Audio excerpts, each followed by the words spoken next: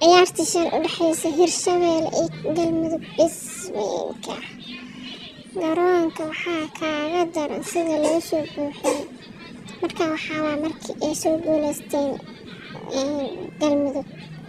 Walle maxay laamiyada oo Muqdisho taleex ay ka dhigeen jaan bajaajyo gaariyaasha wixii dhan waxay ka dhigeen jaan way buuxdhaafiyeen oo ku dhahay qofaan Galmudug ka dhalan qofaan Galmudug farac u galin wuxuu ciildile meesha arkay idinka. markay soo baxeen waa koobkii haystaan farxad waa wala farxaye waa faraxdeen walaalayaal maxaa dhahay bajaajyada iyo gaariyaasha may jid ku banaysiin.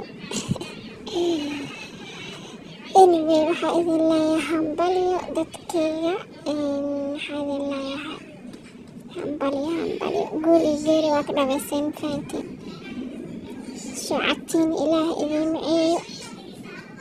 koobkan meel walba hala geeyo meel kasto hala geeyo koobka yaa farxada la hadlaahay dhuunta kala goosa fahanteen hambalyo leeyahay. marka dadka kale guuleystay idinkan waxaa idin leeyahay iska sabra sanado kale koobka qaadi doontaana idin rajeynaya insha allah. inkastoo Hirshabelle watay aniga labada dhinacba waxaa ii siman yihiin laakiin Hirshabelle watay so idinkan waxaa idin leeyahay iska sabra idinkana guushiina ku raaxaysta ma fahanteen.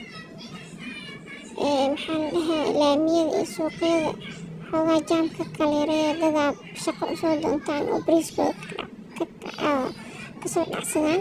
marka hambalyo anyway.